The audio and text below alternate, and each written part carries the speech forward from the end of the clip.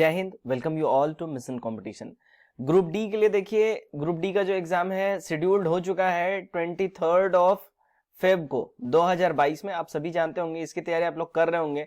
Math और reasoning लगातार जम के लगा रहे होंगे, लेकिन मैथ और रीजनिंग के साथ साथ स्टैटिक जीके जो मोस्ट इंपॉर्टेंट है, जो लगभग देखिए 40 के आसपास स्टैटिक जीके का ये पोर्शन रहेगा। 40 से 45 क्वेश्चन का ये बहुत इंपॉर्टेंट होता है। तो इसके लिए अभी से आपको लगना पड़ेगा। अभी जो 1 महीना सवा महीना का जो समय रहेगा, इसमें लग के हर रोज स्टैटिक जीके लगाइए, ताकि ज्यादा से ज्यादा आप स्टैटिक जीके सही करके आ सकें।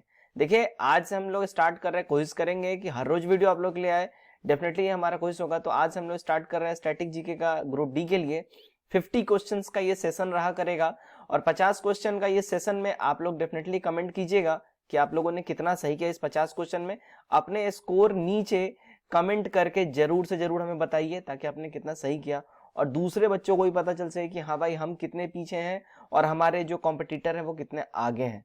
ठीक है, तो चलिए बिना देरी के वीडियो स्टार्ट करते हैं। तो चलिए, फर्स्ट क्वेश्चन हमारा क्या बोल रहा है। फर्स्ट क्वेश्चन है, वर्ल्ड्स हाईएस्ट नेविगेशन लेक यानी विश्व की सबसे ऊंची नौकागम्य झील कौन सी है। देखिए, बाइलिंगुअल टोटल क्वेश्चन रहेगा, 50 का 50 क्वेश्चन बाइलिंगुअल रहेगा। उम्मीद करता हूं आप सबको काफी मजा आएगा। सुपीरियर लेक, टिटिकाका झील, वुलर लेक यानी वुलर झील, या फिर पेंगोंग झील। देखिए, वर्ल्ड हाईएस्ट नेविगेशन झील की बात हो रही है, तो वर्ल्ड हाईएस्ट नेविगेशन झील जो है, देखिए टिटिकाका लेक हो जाएगा। ठीक है, बी वाला जो है हमारा यहाँ पे बिल्कुल ही करेक्ट साबित होगा। चलिए देखते हैं, अगला देखते हैं। हमारा नेक्स्ट क्वेश्चन है क्वेश्चन नंबर 2। क्वेश्चन नंबर 2 क्या बोल रहा है, Rani ki Vav world heritage site listed in. Rani ki जो वाव है, यहाँ दाव लिखा गया है, सॉरी, रानी की जो वाव है विश्व विरासत स्थल में कब शामिल हुई, यहाँ पे ईयर बताना है। देखिए, रानी की वाव विश्व विरासत स्थल में जो है साल 2014 में शामिल हुई थी, तो डी हमारा यहाँ पे बिल्कुल ही एब्सोल्यूट करेक्ट हो जाएगा। ठीक है, चलिए आगे बढ़ते हैं। नेक्स्ट क्वेश्चन देखते हैं हम लोग, क्वेश्चन नंबर 3 क्या बोल रहा है। देखिए, क्वेश्चन नंबर 3 में where is Sanchi stupa located in, यानी कि सांची स्तूप भारत में कहां पर अवस्थित है ना। यहाँ पे बेसिकली ये क्वेश्चन पूछना चाह रहा है अवस्थित कहां पे है। देखिए, सांची स्तूप जो है इंडिया में भाई साहब, ये है हरियाणा के अंदर में सांची स्तूप। तो 3 का हमारा सी यहाँ पे एब्सोल्यूट करेक्ट हो जाता है। ठीक, आगे बढ़ते हैं। नेक्स्ट हमारा क्वेश्चन नंबर 4। क्वेश्चन नंबर 4 है, देखिए, how many wheels are there in Konark temple. Konark मंदिर में कितने चक्र हैं। बहुत इंपॉर्टेंट क्वेश्चन है, बहुत ही बेहतरीन सा क्वेश्चन है। आप लोग डेफिनेटली अपने स्कोर हमारे साथ शेयर कीजिएगा। देखिए, कोणार्क मंदिर में जो है, कोणार्क टेम्पल में जो चक्रों की संख्या है वो है टोटल 24। ठीक है, ए हमारा यहाँ पे सही हो जाता है। आगे बढ़ते हैं, क्वेश्चन नंबर 5 देखते हैं। देखिए, 5 में क्या बोल रहा है, in which state of India seasides the maximum number of tribe. किस राज्य में सबसे अधिक जनजातियां हैं। सबसे अधिक जनजातियां जो है भारत में, गाइज अगर हम बात कर ले, देखिए ये एमपी में सबसे अधिक जनजातियां पाई जाती हैं। ए एब्सोल्यूट सही हो जाता है। नेक्स्ट देखते हैं। नेक्स्ट है हमारा क्वेश्चन नंबर 6। क्या बोल रहा है question number 6, Kuchipudi is the classical dance of state. Kuchipudi शास्त्रीय कुचिपुड़ी शास्त्रीय नृत्य किस राज्य का है। देखिए, कुचिपुड़ी जो शास्त्रीय नृत्य है गाइज, ये है आंध्र प्रदेश का। ए हमारा यहाँ पे बिल्कुल ही सही हो जाएगा। नेक्स्ट देखते हैं क्वेश्चन नंबर 7 को। क्वेश्चन नंबर 7 में क्या है, देखिए, Dashavatar and Tamasha are related to. Dashavatar और तमाशा किस राज्य से ये संबंधित है। देखिए, दशावतार और तमाशा जो है, अगर इसकी हम बात कर ले, ये महाराष्ट्र से रिलेटेबल है। डी हमारा सही हो जाएगा बिल्कुल ही, तो डी हमारा करेक्ट आंसर हो जाएगा, महाराष्ट्र। ठीक, नेक्स्ट देखते हैं क्वेश्चन नंबर 8 को। चंपा ट्राइब इज फाउंड इन। चंपा जो जनजाति है कहां पाई जाती है बेसिकली। देखिए, चंपा जनजाति जो है ये पाई जाती है लद्दाख के अंदर में। ठीक है, लद्दाख, ध्यान रखिएगा इस बात का। चलिए नेक्स्ट देखते हैं हम लोग क्वेश्चन नंबर 9। क्वेश्चन नंबर 9 क्या है, Lepcha tribe is famous in which state. Lepcha tribe जो है किस स्टेट में, लेप्चा जनजाति जो है किस राज्य में प्रसिद्ध है। देखिए लेप्चा जनजाति जो है अगर हम बात कर ले इसकी, तो ये सिक्किम में काफी फेमस है, तो सी हमारा यहाँ पे सही हो जाएगा, लेप्चा सिक्किम से रिलेटेड। ठीक है, नंबर 10 देखते हैं हम लोग। नंबर 10 में क्या है, Bharatanatyam classical dance is famous in, Bharatanatyam शास्त्रीय नृत्य किस राज्य में प्रसिद्ध है? देखिए भरतनाट्यम शास्त्रीय नृत्य जो है अगर हम बात कर लें गाइज, ये मध्य प्रदेश में जो है काफी ज्यादा प्रसिद्ध है, तो हमारा ए वाला एब्सोल्यूट सही हो जाएगा, राइट। अब यहां से हमारे बायोलॉजी के क्वेश्चन स्टार्ट हो जाते हैं। ठीक है, तो आपको यहाँ पे से कुछ बायोलॉजी के क्वेश्चन दिखेंगे। In which part of body digestion of protein begins, शरीर के किस भाग से प्रोटीन का पाचन शुरू होता है? देखिए प्रोटीन का पाचन जो है हमारे शरीर में देखिए स्टमक यानी कि अमाशय से स्टार्ट हो जाता है, तो हमारा क्या होगा, बी यहाँ पे सही हो जाता है। ठीक है, 11 का। नंबर 12 देखते हैं। नंबर 12 में क्या बोल रहा है, which of the following cell organ does not contain DNA. देखिए किस कोशिकांग में डीएनए नहीं पाया जाता है? देखिए डीएनए जो है कोशिकांग, जिस कोशिकांग में नहीं पाया जाता है वो है लाइसोसोम। ठीक है, बी यहां सही हो जाएगा हमारा। आगे बढ़ते हैं, नेक्स्ट क्वेश्चन है नंबर 13। क्या बोल रहा है, देखिए डैश, एक्चुअली डैश वाला क्वेश्चन जैसे ही आता है ना, काफी ये मेरे को तो काफी डेंजरस लगता है। आई होप आप लोग के साथ भी ऐसा होता होगा। तो dash is a jelly like substance found floating inside the plasma membrane. Plasma झिल्ली के अंदर जेली जैसा पदार्थ भरा रहता है, तो बेसिकली उसको हम लोग क्या कहते हैं? ठीक है, उसको हम लोग देखिए काइटोप्लाज्म बोलते हैं। ठीक है, बी हमारा क्या होगा, यहाँ पे सही हो जाएगा। नेक्स्ट देखते हैं नंबर 14 में। नंबर 14 में क्या है, dash is involve in the synthesis of phospholipid. ठीक है, फॉस्फोलिपिड के संश्लेषण में कौन सा भाग लेता है या कौन भाग लेता है? देखिए इसमें करेक्ट जो हमारा आंसर हो जाएगा, फॉस्फोलिपिड में जो भाग लेता है वो है स्मूथ एंडोप्लाज्मिक रेटिकुलम। ठीक है, डी सही हो जाएगा यहाँ हमारा। नेक्स्ट देखते हैं नंबर 15। क्या बोल रहा है, देखिए this artery passes blood in the kidney.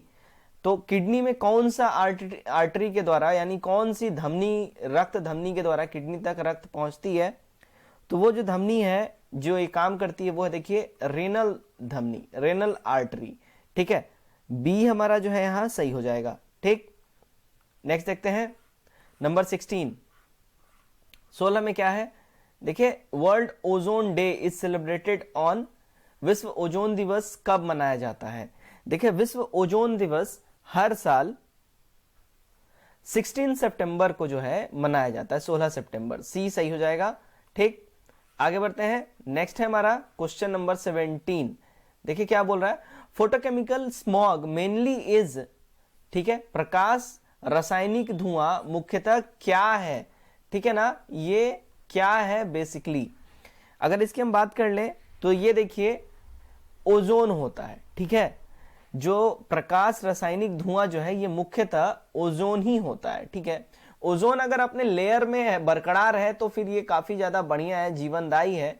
लेकिन अगर अपने लेयर से ये अगर नीचे है तो फिर ये पॉल्यूशन भी करता है, जो हम लोग स्मॉग के रूप में हम लोग जानते हैं। ठीक है, चलिए नेक्स्ट देखते हैं 18 नंबर। 18 में क्या बोल रहा है, which of the following is an example of green house gas. Green house gas का उदाहरण कौन सा इनमें से है? देखिए ग्रीन हाउस गैस का जो उदाहरण की बात कर ले इनमें से अगर, तो देखिए मीथेन होगा एंड साथ ही साथ कार्बन डाइऑक्साइड, ये दोनों के दोनों जो है ना, दोनों ही ग्रीन हाउस गैस ये माने जाते हैं। ठीक है, ध्यान रखिएगा इस बात का। चलिए नेक्स्ट देखते हैं हम लोग। नेक्स्ट है हमारा क्वेश्चन नंबर 19। देखिए 19 में क्या बोल रहा था, new name of Jim Corbett national park is. बहुत बढ़िया क्वेश्चन है, अभी रिसेंटली ही नाम चेंज किया है जिम कॉर्बेट नेशनल पार्क का।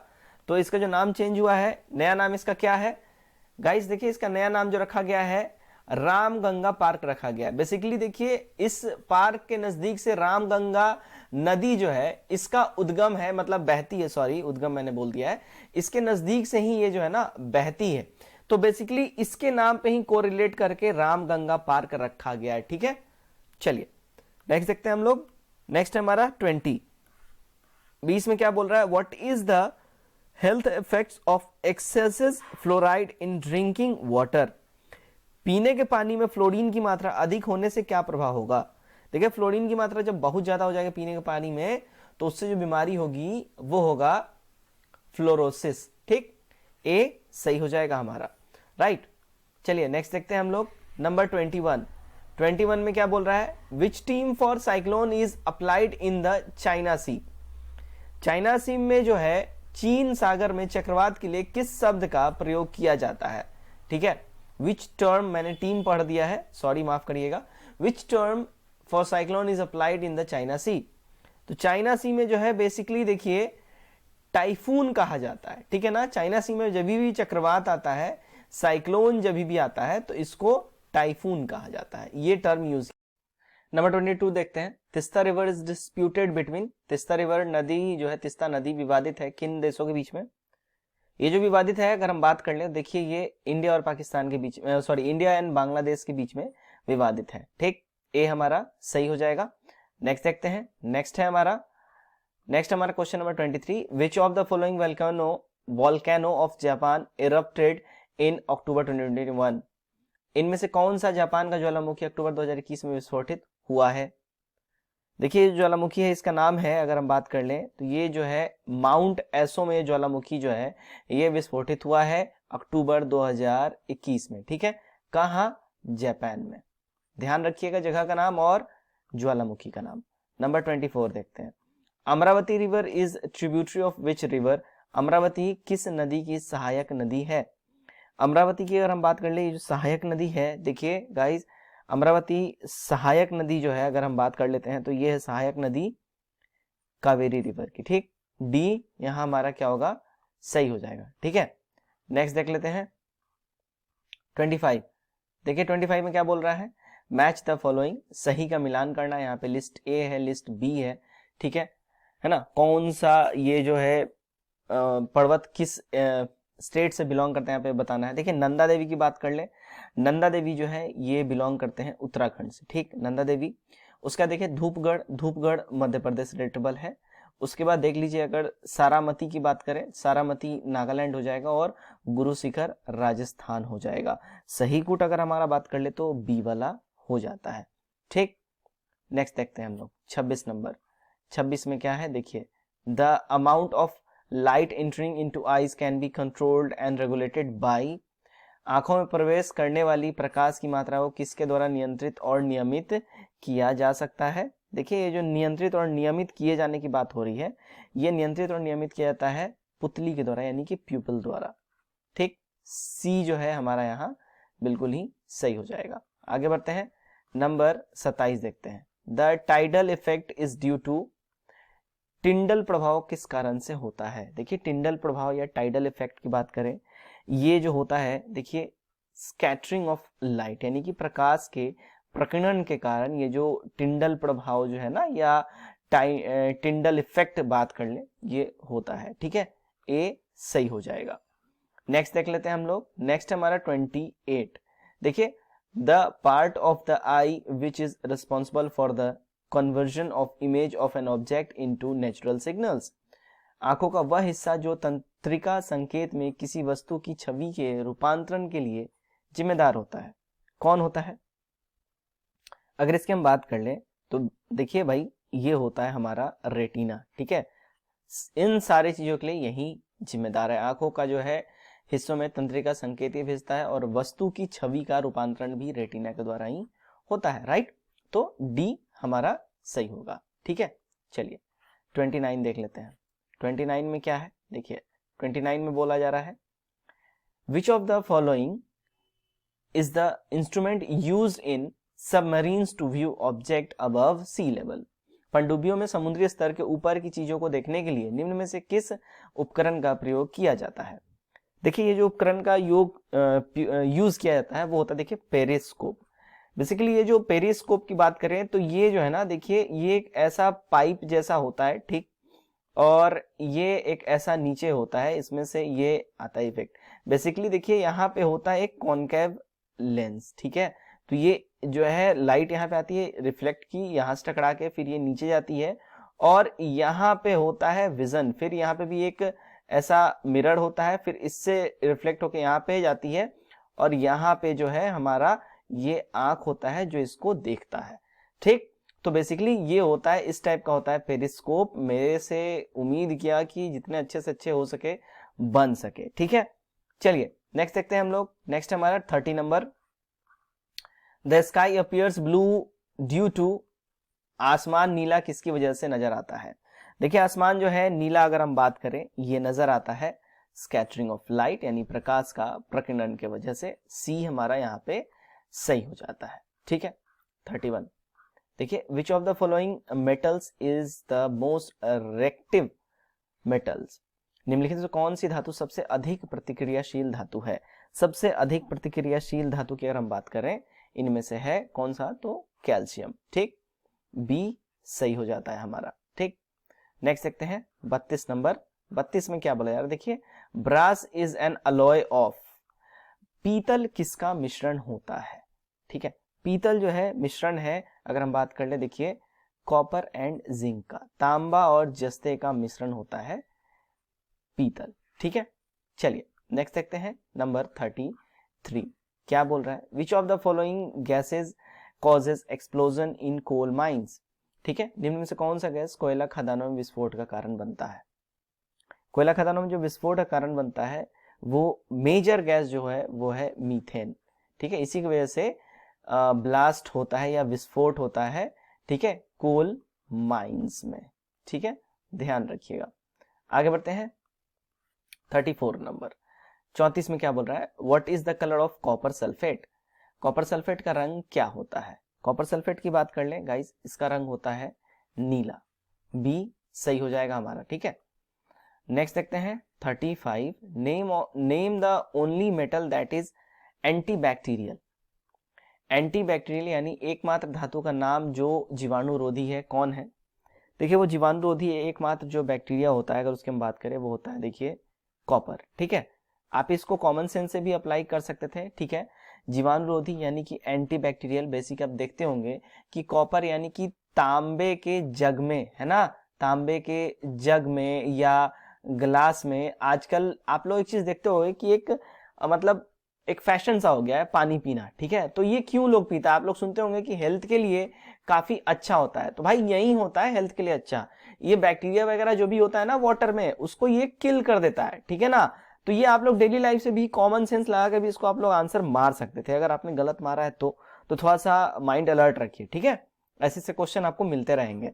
36 देखते हैं। Which of the following best describes the nature of Indian economy, निम्न में से कौन भारत की अर्थव्यवस्था का सबसे अच्छा परिभाषित, भारत के अर्थव्यवस्था को सबसे अच्छा परिभाषित करता है? इनमें से जो भारत की अर्थव्यवस्था को सबसे अच्छा परिभाषित करता है अगर हम लोग उसकी बात कर ले तो भाई वो है मिक्स्ड इकोनॉमी। हमारा जो है इंडियन इकोनॉमी मिक्स्ड इकोनॉमी यानी कि मिश्रित अर्थव्यवस्था है। ठीक है, यहाँ पे पब्लिक सेक्टर प्राइवेट सेक्टर मिलके काम करते हैं, तो इसलिए हमारा ए सही हो जाएगा। ठीक, चलिए नेक्स्ट देखते हैं। नेक्स्ट है 37। Which of the following economic activities employs the maximum number of people in India? निम्नलिखित में से कौन सी आर्थिक गतिविधियां भारत में अधिकतम लोगों को रोजगार देती है? तो अधिकतम लोगों को जो इसमें से रोजगार देती है अगर हम बात करें वो है हमारा देखिए एग्रीकल्चर। ठीक है, कृषि। सी यहाँ क्या होगा? सही हो जाता है। ठीक, आगे बढ़ते हैं 38 नंबर। क्या बोल रहा है? What does the Lorenz curve indicate? Lorenz वक्र क्या दर्शाता है? देखिए इसमें से जो लॉरेंज वक्र जो दर्शाता है, अगर हम बात करें लॉरेंज वक्र भाई साहब ये हमें दर्शाता है क्या? तो ये इनकम डिस्ट्रीब्यूशन यानी कि आय का वितरण जो है हमें लॉरेंज वक्र बताता है। ठीक, तो हमारा क्या हो जाएगा? इनमें से बी सही हो जाएगा। ठीक है, चलिए आगे बढ़ते हैं number 39। NABARD full form, NABARD का फुल फॉर्म क्या होगा? देखिए नबार्ड के फुल फॉर्म की अगर हम लोग बात कर ले, नबार्ड का फुल फॉर्म, ठीक है, तो नबार्ड का फुल फॉर्म होता है national bank for agriculture and rural development. A सही हो जाएगा हमारा। ठीक, आगे बढ़ते हैं क्वेश्चन नंबर 40 देखते हैं। देखिए where is the headquarter of RBI? RBI का हेडक्वार्टर कहाँ है? अगर हम बात कर ले देखिए आरबीआई के हेडक्वार्टर की, तो ये है मुंबई के अंदर में। स्टैब्लिशमेंट इसकी कब हुई थी? 1935 में। चलिए एस्टैब्लिशमेंट मैंने बता दिया, राष्ट्रीयकरण कब हुआ था कमेंट करके आपको बताना है। ठीक है, छोटा सा आपके लिए टास्क है, एक एक्टिविटी है। 41 देखते हैं, the first health minister of independent India was, स्वतंत्र भारत के पहले स्वास्थ्य मंत्री कौन थे? स्वतंत्र भारत के सबसे पहले स्वास्थ्य मंत्री की बात कर लें तो भाई वो थे, देखिए, राजकुमारी अमृता कौर, स्वतंत्र भारत की पहली स्वास्थ्य मंत्री। ठीक है, भारत की independent, the first Indian health minister of independent India. ठीक है, स्वतंत्र भारत के पहले स्वास्थ्य मंत्री राजकुमारी अमृता कौर। नेक्स्ट देखते हैं 42 number, the inaugural session of the supreme court of India took place on, Bharat के सर्वोच्च न्यायालय का उद्घाटन सत्र डैश को हुआ। देखिए, भारत के सर्वोच्च न्यायालय का उद्घाटन सत्र जो अगर इसकी हम बात कर लें, ये हुआ था, देखिए, 28 जनवरी 1950। ठीक है, ध्यान रखिएगा, ये हमारा करेक्ट हो जाएगा। यहां पे बात हो रही है सुप्रीम कोर्ट की। ठीक है, चलिए 43 विच of the following is not a constitution body, निम्न में से कौन संवैधानिक निकाय नहीं है? इनमें संवैधानिक निकाय नहीं है, इसकी अगर हम बात कर लें, देखिए, इसमें संवैधानिक निकाय जो है नीति आयोग नहीं है। ठीक है ना, पहले ये योजना आयोग हुआ करता था, अब ये नीति आयोग हो गया, आप सभी जानते हैं। कब से नेम चेंज हुआ? ठीक है, तो ये आपको कमेंट करके बताना है। बहुत बार ये पूछा गया है, बहुत बार मैंने भी जो क्वेश्चंस कराए हैं उसमें बहुत बार ये रिपीट क्वेश्चन हुआ है, तो आपको ये बताना है कमेंट करके। ठीक है, बाकी फाइनेंस कमीशन, उसके बाद national commission for scheduled tribes और इलेक्शन कमीशन, चुनाव आयोग, ये सारे के सारे कॉन्स्टिट्यूशनल बॉडी हैं। ठीक, चलिए नेक्स्ट देखते हैं।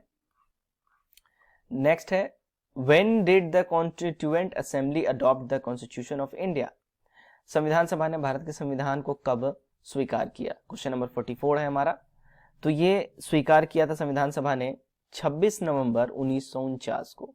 ए सही हो जाएगा। ठीक है, नेक्स्ट देखते हैं 45 number, in the Indian constitution the principle of liberty is borrowed from which of the following countries. देखिए, भारतीय संविधान में स्वतंत्रता का सिद्धांत निम्न में से किस देश से लिया गया है?